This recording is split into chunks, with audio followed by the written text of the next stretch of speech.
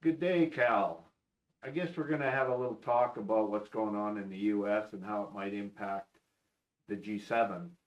We've got a lot to talk about here. I think there's an interrelationship between the G7 and what Trump is actually doing in the U.S. We'll try to thrash it out a bit here in our conversations. So, what do you think's going on down in Trump land? Well, it appears that they're bringing out the brown shirts in the form of 700 Marines and 4,000 National Guard troops. Uh, and of course, the picture that they have on Reuters News, they're standing around and they're wearing their desert colors, which are brown shirts. So it's a good parallel to Nazi Germany, I think. It's, It uh, sure looks like it. If it walks like a duck, it talks like a duck, and it stinks like a skunk, it's probably what? Trump. Taco man in a new attire. I don't know what what to say. It's what bad what's down there. what's making matters worse, I think, is the total disrespect for the law. The division of powers between the state and the judicial branches, and the fact that they're actually utilizing the military in a way that breaks the law. It's a bad precedent, Well, and it it was makes said that that was the MAGA agenda. They said it plain and clear while they were running. They are going to be an authoritarian state, and they're going to use tactics like this. I think the U.S. is definitely not a trustworthy state. The minute you have a power play like this going on, control of the military, which reminds me, why would you want to have control of the military just before a G7 meeting with other world leaders attending the meeting? I think Trump had this plan to be just before the G7 to influence the countries that have all said we're opposing you in your tariff war. Look at he's going to hold a military parade for his so-called birthday and threatened if there's any riots, we're going to use extreme force to deal with you in Washington. And that's one day before the G7. It's all this military might.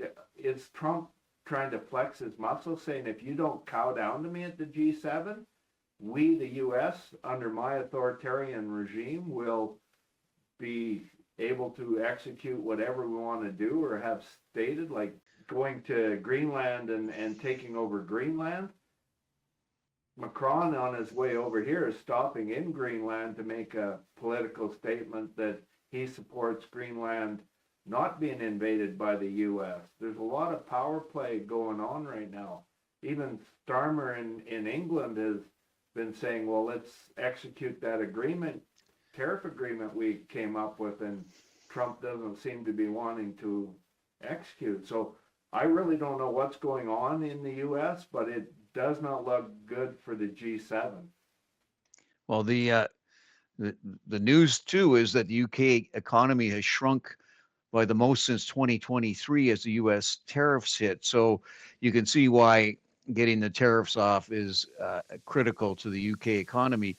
The other issue on the G7, on May 22nd of this year, the G7 finance ministers and central bank governors sent out a memo that said that they have a shared commitment after 50 years of working together, transcending national differences, promoting global prosperity, and the values of the G7 is clear. So the G7 first ministers and central bank governors seem to be flying in the face of the Trump economic agenda.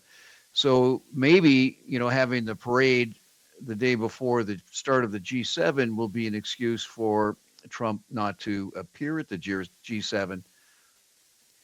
That seems to be what I was sort of hinting at, was that this is posturing. It's like Elon Musk and Trump having a Twitter war over words just before Trump calls all the ICE directors into Washington and says, hey, I want 30,000 people arrested a day and shipped out of the country.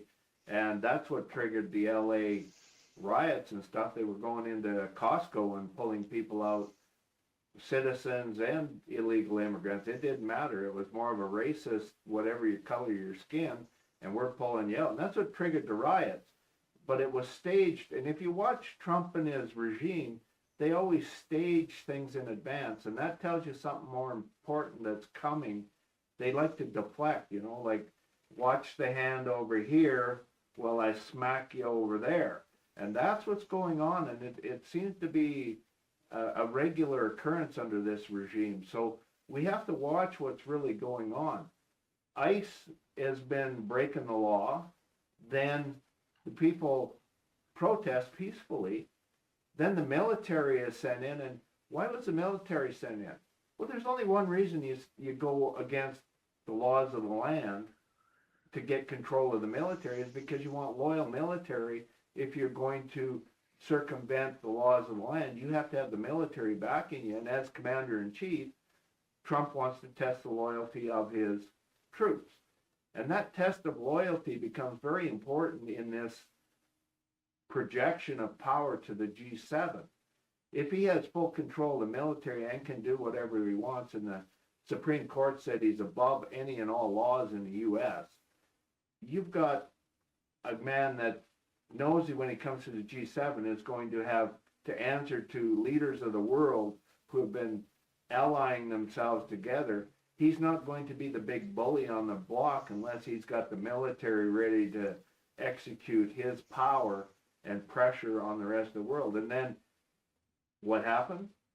He's already sent a memo out to all his embassies in the Middle East to, maybe come home because there's going to be unrest in the Middle East. He's targeting Iran.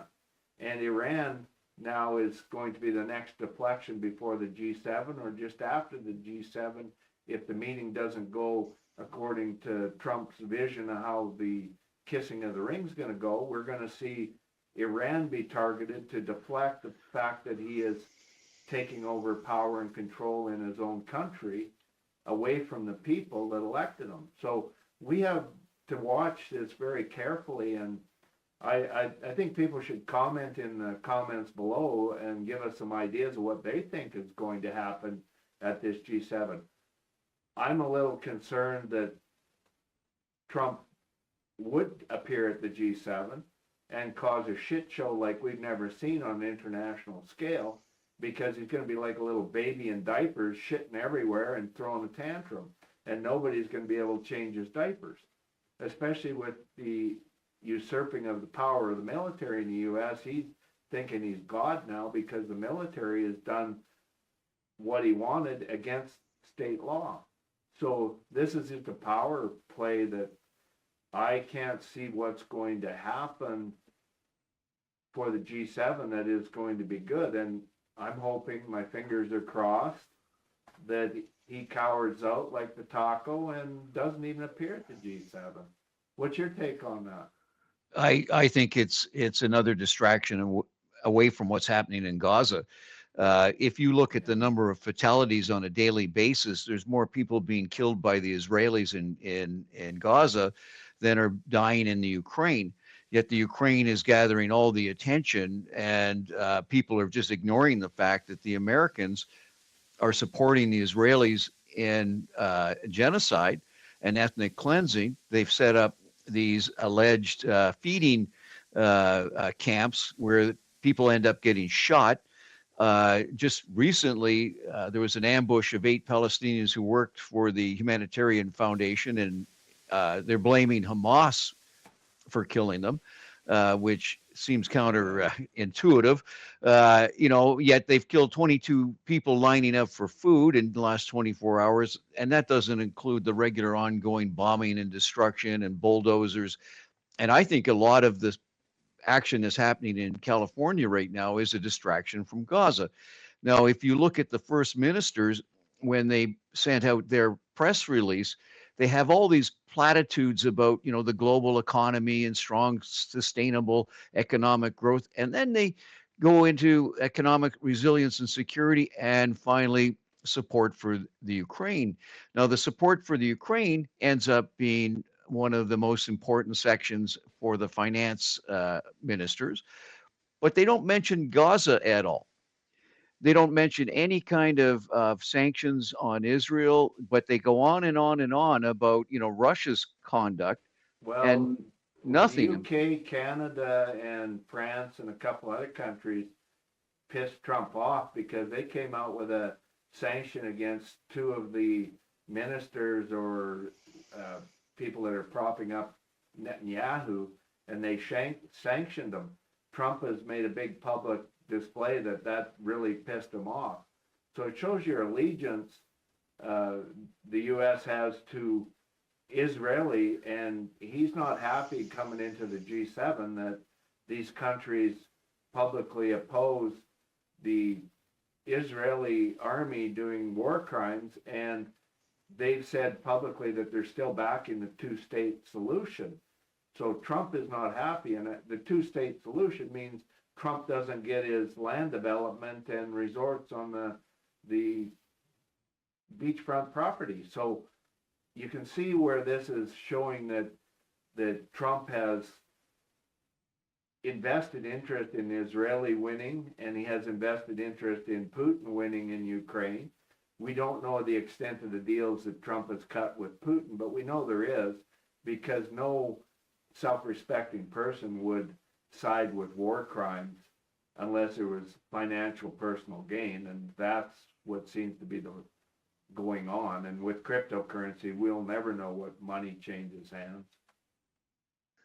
Well, the last press release they put out, the G7 on June 7th, just prior to the meeting that's coming up this week, they said their priorities are protecting our communities and the world, strengthening peace and security, countering foreign interference and transnational crime, and improving joint responses to wildfires. now, you would think, I guess strengthening peace and security would have something to do with, protecting the poor people from genocide, countering foreign interference. Who's interfering with who?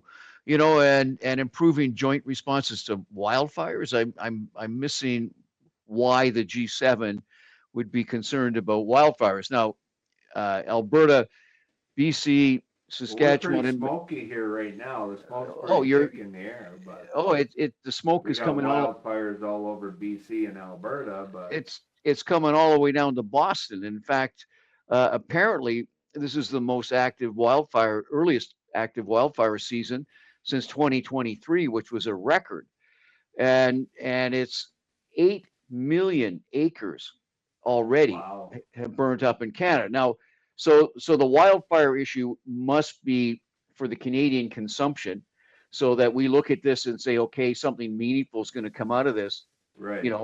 But then when you consider the wildfires are caused by hot air, more hot air from the G7 is just going to fan the flames, as far as I'm concerned. What kind of positive result is it going to be? Is that a hint that global warming will be back on the agenda? Because they don't mention that in their statements here. Well, I think global warming is always going to be on the agenda. It's the CO2 capture movement was a money grab to collect carbon dioxide and trade in carbon credits and stuff. It was a capitalist move versus reality. Reality is, like I stated before, is the electric blanket effect, all the footprint from concrete, rock, asphalt, and that hasn't been addressed. You've never heard the G7 ever talk about the real truth of what's making the warmer climate, and that's a reflection of the sun off of concrete, asphalt, and rock. We have to take a more environmentally friendly way of dealing with keeping the heat down, and heat absorption by plants and fauna is truly an effective way of lowering the heat in the atmosphere. Carbon dioxide is a small contributor, but plants eat up carbon dioxide as well, so there's a overlapping scientific methodology in there that's not being evaluated for the average person to understand, because capitalists can make money off carbon credit. They can't make money off of letting trees and grass grow. I mean, you look at the city around you, cutting grass on your lawn increases the temperature by about 10 degrees. If you let your lawn grow 6 inches, it lowers the heat 10 inches and you've got cooling effect. So we know that for a fact. And G7 isn't dealing with global warming. And that leads you to understand one thing about world politicians. World politicians are controlled by the money and the wealth that allows them to be elected. There's very few countries in the world where it isn't paid and bought to be elected. It costs you money nowadays to run. There are a few European countries that are more democratic and don't allow media to promote candidates freely. But the rest of the world, it's money that's got these people in power. Even Carney comes from money getting him into power in Canada. And they have to answer to these capitalists eventually on the money end. And that's why you're going to see some hypocrisy in the G7 meeting, not dealing with some of the issues that are going to affect the pockets of the wealthy. I mean, look at Trump. He's lowering corporate taxes for the wealthy. The billionaires have never had it so good. But you and I, up go our taxes. Just a fact of life, I guess, if you're not willing to see that capitalism is not a political stance, it's an ideology to have kings and serfs and peons. We're the peon, and the people with the money are telling us what we want, what we're going to get, and how we're going to get it, and how much of our livelihood we're going to pay to get that. And they have to keep us broke, or they don't have a workforce, so they can enjoy the luxuries and wealth that they've accumulated. And you're going to see that at the G7, where you're going to see the G7 leaders actually support the wealthy in their decisions and rulings, even though it shouldn't be that way. Well, we know who they're not supporting. They're not supporting the poor Palestinians. No, You know, and that's the other issue. And so it's obvious, all of this talk about, the freedom and all that kind of justice, it's just talk. But there's something that came up recently that the conservatives have announced, which I think is probably a positive step, and that's a one-stop shop for project approvals. In other words, in Canada, sometimes it takes 25 years for an energy project to get approved or disapproved, and it just gets ridiculous. And I think there's something to be said about you can't make everybody happy, but you look at the disasters that are happening in the environment in Canada, and they'll continue to happen if you have so many different fingers in the pie with all their little demands. At some point, somebody has to say, okay, we understand, that, you're going to lose 300 trees at the head of your pipeline tunnel down to Michigan, but we'll send you 1,000 trees to replace those. Like at some point, somebody has to take hold of these developments and get it done. And well, I think the problem is in Canada we have 75 to 85% of corporate Canada is foreign owned, and these foreign companies control the industry, the jobs, the politicians here, and they want to profit from the endeavors, and they want to tell us how they're going to invest. So they influence government to get the investments in line with their perspective. Now, not most of these foreign companies have invested interests in the U.S. and other areas where they're competing directly with the investments in Canada. So they're gaslighting the situation. They don't want Canada to be a strong energy power because it would affect their profits in other countries and assets they hold all around the world. And that's one of the problems I see in Canada, is we have sold out. Since the 70s and Mulroney, we sold out our control of our industries to the point that we've lost all sense of common sense because the media is manipulated by the money people to tell us what we need as a country. Now, that's got to stop, because Canada is such a large country with very specific needs, and our ability is limited by our winters. We have pretty severe winters, so to do business in certain capacities is limited, like a pipeline, building of a pipeline. we have other issues and concerns. I believe that Canada should be looking at saying we should produce less, only sell finished products, set limits that, we can only sell 50% raw material and 50% refined material to the world. We can lower the emissions because we're producing less, but we're making more money for Canada and the citizens of Canada by doing that. By shipping the raw materials, we're losing all the high-end refining jobs, whether it's metal, oil, or any other industry, even the lumber being refined, we make more cutting 2x4s than sending a log across the border. So we have to learn that we can do less and make more money. And that's something that government has to step in and do. And when you're 85% foreign owned, whether it's rape and pillage, get the products as low as possible, take them out of the country, do the improvements to the products, refine whatever, and sell it back onto the marketplace for 300-400 times what you paid for it. That's where the money's going. And Canada has to step up and say, look, we did very well under crown corporations. We had a lot of crown corporations that conservatives later sold off because they were so profitable that the private business wanted to make all the profits. Well, what happened was when you sell the crown corporation, that revenue is lost to the government. So up go your taxes. And that's the biggest myth of conservative governments, is that these crown corporations cut your taxes. Then private business gets their hands on those and they up the rates because they got to make more profit. So not only did your costs go up, your taxes went up. Now you have less services because they're always going to try to provide less and make more profit. And Canada's lost out as a result of that. You can talk to farmers on the wheat boards. You can talk to pipeline companies sold by Alberta Crown Corporation. We lost trillions of dollars because we allow money from outside Canada to depict our policies inside Canada. And I think Carney, being a banker, you'd think he would stand up and realize that on the financial end, but I'm thinking he's got it, the hands are in his pockets pretty deep to get him elected. So I don't know if he can take a stance against this or not, but we'll see at the G7 what he does. That's for sure. It's his first real test as a leader.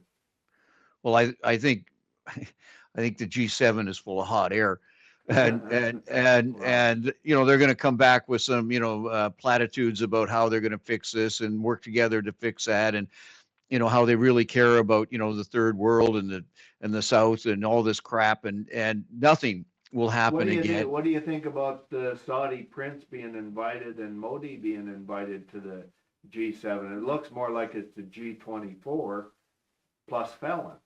So why would you invite the Saudi prince? He's got money. Well, exactly. Well, yeah, and he's got oil, so he's an important player in all of this. Like if you look at the last global warming conference that they held in Dubai, how would you expect a host that makes all of its money off of oil to come up with an idea to conserve oil? Yeah, like happen. No, it's not going to happen. And they, they can say, okay, we're going to cut back our greenhouse emissions. Yeah, they may, but they may, a lot of them, they just export.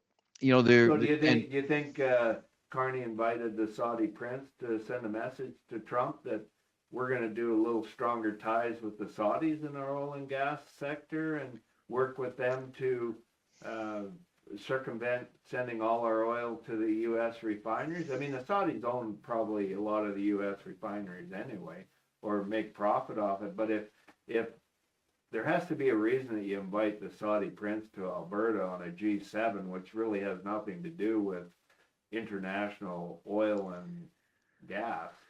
I'm dumbfounded why you invite. Well, look at the location. G7. Look, when you drive through Alberta, you drive past oil-producing pump jacks. Exactly. You fly into Calgary, you see a refinery. So now you're bringing a deep pocket from the oil industry to visit Calgary. I mean, it makes perfect sense from that perspective. If you're going to invest your oil and gas dollars in a declining resource in Saudi Arabia, I mean, at one point you could just push a pipe into the ground, the oil would flow. Those days are coming to an end. Yeah, But but as P&G Exploration, we wrote the Saudis saying we're looking for investors so we can build a stronger Canadian controlled oil company. They wouldn't even respond. So, I mean, they work hand in hand with all these international companies to exploit Alberta and oil and gas all around the world. I mean, Norway probably is a classic example. They're the ones that said, no, we'll take care of this ourselves and line the pockets of our citizens versus the pockets of the wealthy. Alberta well, if you look, maybe should be doing that. if you look at the leader of Saudi Arabia as well, he had an American journalist strangled and chopped up in a Turkish council Yeah, and flushed down the sewer. and there's no And doubt about it. I mean, yeah, it directly linked to him, and we're bringing him and the felon from the U.S. to a meeting. Like, that's not sending a proper message to the world, well, to the citizens of the world. It's sending a message to the power brokers, leaders of countries, that, hey, we have total power now that we're working with the elite wealthy, and peons be damned. yeah. But I don't know. I just found it funny that the Saudi prince would want to come here. I don't know if he's coming or not. But Ukraine's coming. The president of Ukraine is coming. That's a good sign. That's another reason I think Trump will not want to appear. He'll probably send Vance to come, and he'll claim that he's got too much on the riots to deal with. He can't come. There's going to be a lot of pressure with Ukraine here to say, what the hell's going on? Why are you siding with Putin? What does Putin have on you, Trump? Does he have the Epstein files on you? Does he have hotel pictures of you? Does he? What? I think the Ukraine president coming here is another distraction, because what it's doing is it's a boost for NATO. And if you look at the G7 press release from May 9th, what they said was that they strongly condemn the egregious terrorist attack in India on April 22nd, urge maximum restraint between India and Pakistan. Further military escalation poses a serious threat to regional stability. We are deeply concerned for the safety of the civilians on both sides. So they state that, and then they go and invite only the Indians and not the Pakistanis.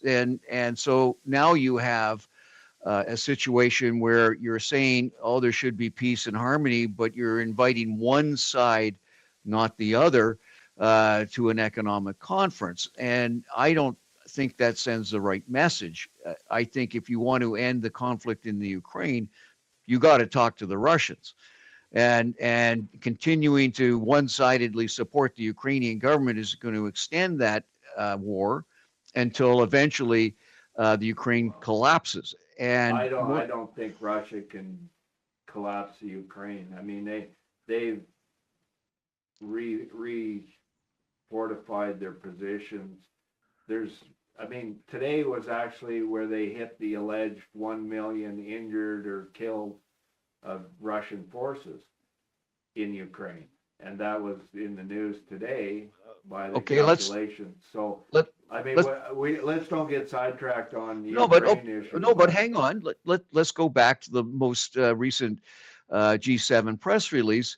They agreed to the private sector mobilization will be important in the recovery and reconstruction of the Ukraine, with costs estimated at 524 billion over the next decade. So that's fine. I mean, you got a huge economic devastation in the country, but you're not going to convince a Ukraine person that Russia isn't going to take over the country and then execute them. No. If you're a Ukrainian sitting in Ukraine, you know Russia wants to exterminate you. I'm not talking. You're not. I'm not talking about that at all. What I'm talking about is the economic opportunity that the G7 sees in the devastation in the Ukraine. In other words, this is a business opportunity for them that they've created. Well, And there is going to be a big rebuild for 20 years after the war, if and when it ends. And there's a big rebuild right now in manufacturing. Like France has just declared that they're going to manufacture drones for Ukraine. That was in the news today. The economics of war is a fact of life. There's a lot of money being exchanged in building manufacturing facilities, and Ukraine is well underway to supplying their own weapons. They won't in a year need any real weapons. It's just a bonus if they okay, get it from outside. So let's get back to the G7. yeah, that's more important. Okay, hang on. We'll hang do on. another take on Ukraine later. Well, let me finish with the press release. Further, we agree to work together with Ukraine to ensure that no countries or entities entities from those countries that financed or supplied the Russian war machine will be eligible to profit from the Ukrainians' reconstruction. So in other words, that's a great idea. Don't let Russia make money. Yeah, but what they're telling you is we want a closed market to profit from the reconstruction of the Ukraine. Now, well, you can't have the state that goes in and clears it. It's like you can't have Israelis go into the Gaza and say, hey, we'll rebuild everything for you as long as we own it all. It's just not good. Well, Trump wants to go in and say, hey, I'll rebuild Gaza for you, but I own it all when I rebuild it. Yeah. Well, okay, nice. Huckabee, the ambassador to Israel, suggests that other Arab countries. Oh, you're cutting it off. Suggests that you're cutting it. Suggested that other Arab countries should make space for the Palestinians so that the Americans and the Israelis can profit from the destruction that they've caused in Gaza. And the thing they is, want to profit. That's the whole idea of leveling the buildings and targeting hospitals and stuff, and trying to force the citizens not to want to go back to any residence they used to have and pack them into concentration camps. The minute Trump stood up and said, I want to build these resorts, all hell broke loose in Gaza. They're having a clearing and leveling party because now they see that all sorts of foreign investors and Saudis and everybody might be interested in building a tourist resort that's exclusive for the wealthy. Now at a previous G7 meeting, they actually did talk about a two-nation solution. They're not talking about that anymore. In fact, they're not mentioning Gaza at all. They mentioned it in a press release that they're still interested in a two-state solution. That's why they put the sanctions on the two Israeli I think they're cabinet ministers or whatever, and the U.S. is really pissed off because they did that. That was in the news. But that was three countries that are part of the G7. That wasn't an official G7. G7. 5 or 6 of the countries. Yeah, it wasn't an official G7. No. I don't think. No. But it was. Well, let's face it. The countries that are stepping up to be world leaders are France, UK, and those are the two countries. Canada and Australia probably are backing them. I mean, it's a restructuring of the international power countries that can have influence. And France and UK used to be fairly big. I mean, you got the British Commonwealth countries siding with UK. You got all the French colonies siding with France. I mean, this is what's needed because of the rogue state of affairs in the U.S. The U.S. under Trump is clearly an authoritarian regime, and they're going to have some real issues here coming up. My prediction is when Trump and ICE go into all these red states and do the same thing, you're going to have civil wars break out. That's the only way they can deal with power grab at the federal level. So I don't think the U.S. is going to be very trustworthy and reliable for the next 6 months to a year. And again, going back to the G7, back in January, their press release said that they reject Venezuela's continued and repressive power over the Venezuelan people, et cetera, et cetera. They're condemning ongoing repression of civil society, blah, blah, blah. Now, now, how many people are getting killed in Venezuela? Do they have concentration camps there like they do in the Middle East? Are they running a Guantanamo Bay as the Americans do to suppress freedoms? Do they put the troops into LA? And I think these people in the G7 should look in a mirror. And when they make these statements, they should wonder, how do they apply to themselves? Like, they should be reflective of where they're coming from, not who they want to beat up on. So I think the G7 is a waste of time. Well, I mean, you got to have a balance of power somewhere, and the G7 should become the G6, or maybe the G7 bring India in, who is the next large, is a really large country that's coming up in through the power ranks. And like I'm reading here, Tehran and Washington have held 5 rounds of talks since April to thrash out a new nuclear accord to replace a deal that U.S. Trump overturned during his first term in 2018. And Trump is making power plays on Iran right now, which could be the reason for the smoke and mirrors within the U.S. as well. But I see it after the G7, the Middle East is going to be the next major distraction that Trump is going to use to usurp power from the government down there. He's going to declare that he has to do a military coup in Iran just to try to get his hands on Iranian oil. It's what seems to be the next big power play. It's Iran never broke the agreements they had with the international community. It was Trump that broke it. The oil in Iran is very significant, and Trump is now back to the table demanding whatever, or he's going to come in with the war machine just like they did in Iraq and try to take the oil. And I think that's the next stage. The G7 should be discussing that, making some, demands that the U.S. not go into Iran. And the G7 should reinstate the treaty with Iran and say, no, we're not backing the U.S. U.S. has and is the problem with the deal that was with Iran. These are things I'd like to see at the G7, but will they happen? I doubt it. One reason for inviting Saudi Arabia, if the Israelis and the Americans decide to attack Iran, one of the obvious reprisals that Iran has is to attack the oil refinery in Saudi, as well as other countries in the Middle East. There, it's very close to them.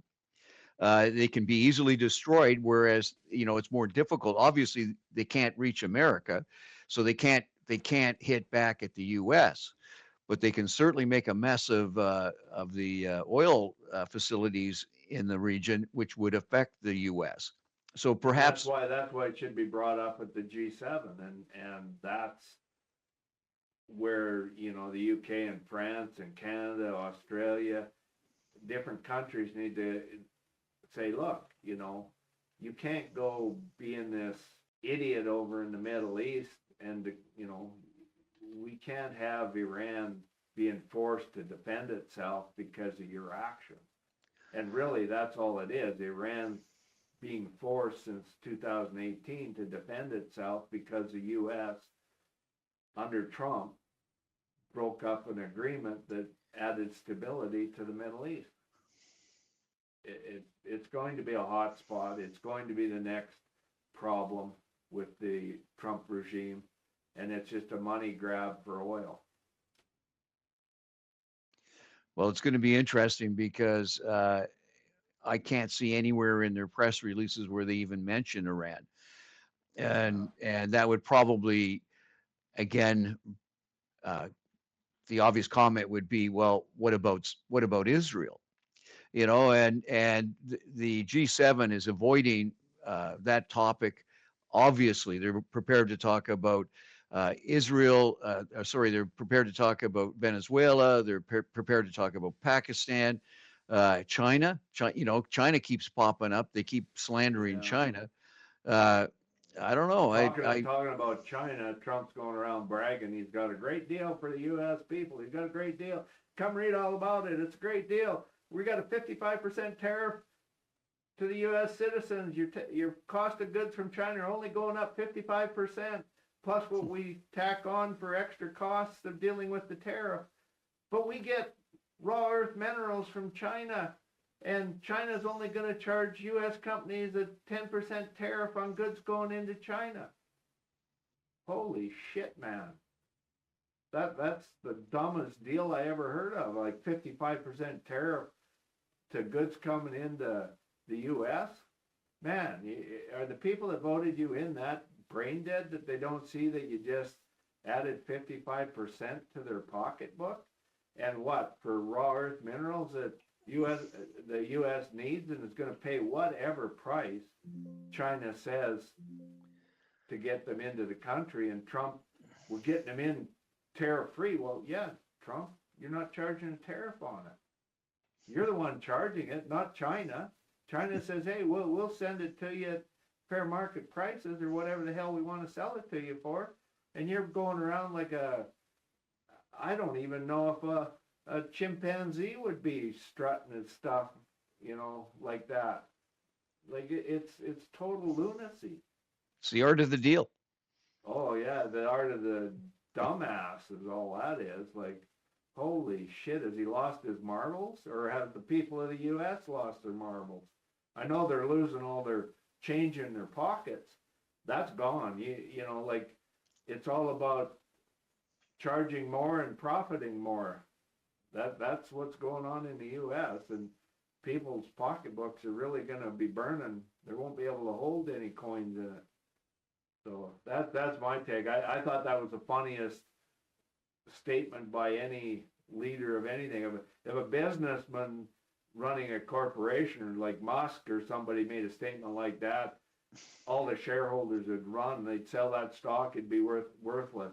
It's so pathetic leadership at a corporate level. Like, how can you allow it as a president of the United States to make deals like that and then brag about it? Like, holy crap.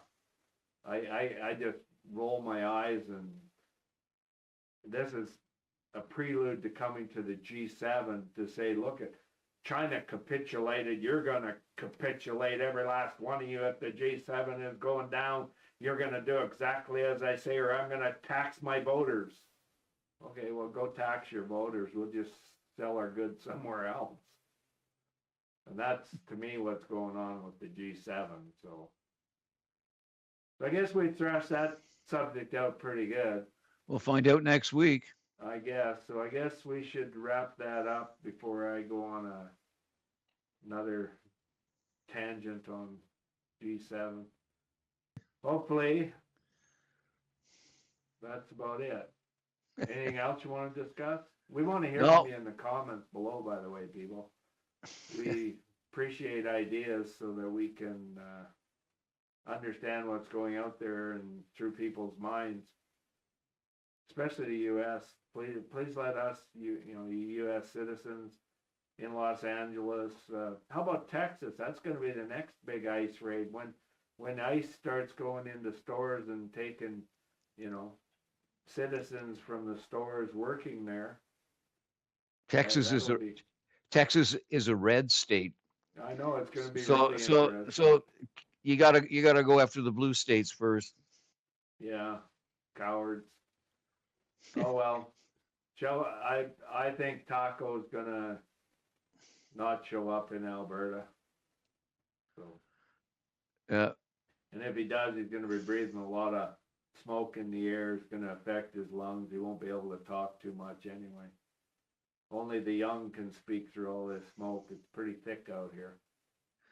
Yeah, I was just reading on Reuters here that apparently Zelensky thinks he's going to get a meeting with Trump in Kananaskis.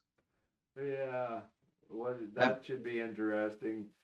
Well, I after think Zelensky will give him the, thumb his nose at him, saying, "You bullied me. Now I got these 20 country leaders all bullying you.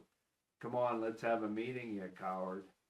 You well, thought it was brave having 10 people bully me, and you make all these lies and what have you about what's going on, and you're backing Putin. Now here's my allies that have said we don't need you. You've cut off all supplies to the Ukraine already.